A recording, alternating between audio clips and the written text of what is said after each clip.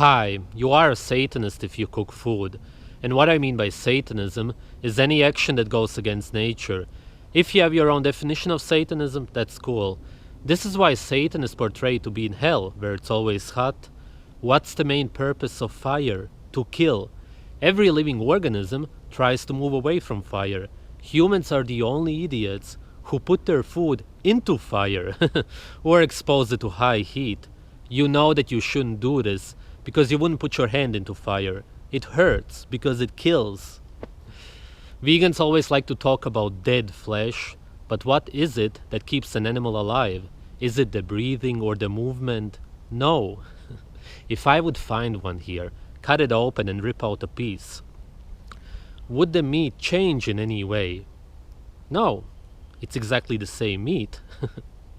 As Dr. Natasha Campbell said, we are the shell for the bacteria, and this is how you should see all animals, because they are only alive because of the bacteria. If you would cook it, then you could call it dead, but then you should call all cooked food dead. If you cook fruit, then you should call it dead fruit flesh. You know that cooking food is generally destructive because you're not able to do it for a long time, which is what I talked about in the previous video. You start the process of turning your food into charcoal essentially. The question is, at what point are you going to stop? That alone should make you realize that you're doing something that is generally unhealthy, because you are going to stop. The same way we do cold showers, eat toxic plants and exercise for short periods. Why do it at all? Cooking food started because of famine. When you're starving, you start to fantasize about eating anything. If you would have a pot, which doesn't exist in nature, then you would start digging around and find any kind of insect or plant. But of course in winter you would find nothing. Let's say it's spring and you find some leaves that don't taste disgusting. Then you find something underground and maybe some beans, which is incredibly rare. Most humans have never seen wild beans because they are nowhere.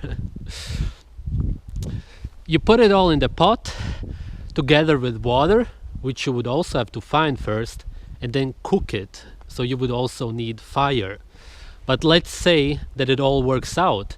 You end up with something like a soup. And that's how it all started. One day you hunt an animal and you wonder, how is this meat going to taste if I put it in the soup?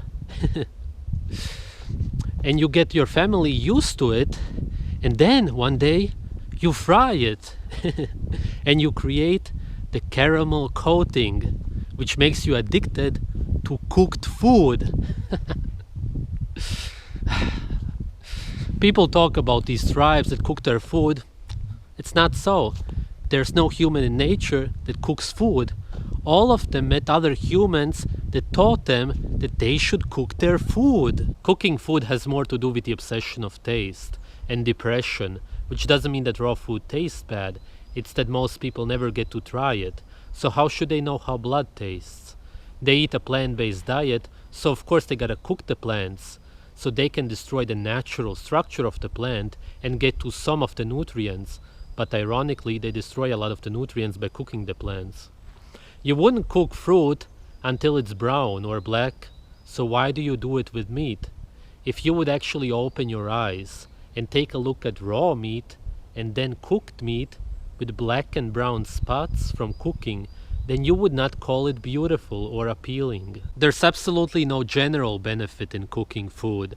There may have been some cases in history where humans found an animal which had naturally occurring toxins, such as a snake or an insect, which they then eliminated by cooking the animal. The same goes for plants, mushrooms, but you should not rely on this. And more importantly, there's no need for speculation anymore, because we understand what is safe to eat. It's hard to say that about plants, because we still eat toxic plants that slowly kill us, but we do understand animals. Again, this is an example of how cooking started. You could do the same with low-quality supermarket meat to avoid food poisoning, but ideally you should eat raw, healthy animals. Peace, guys.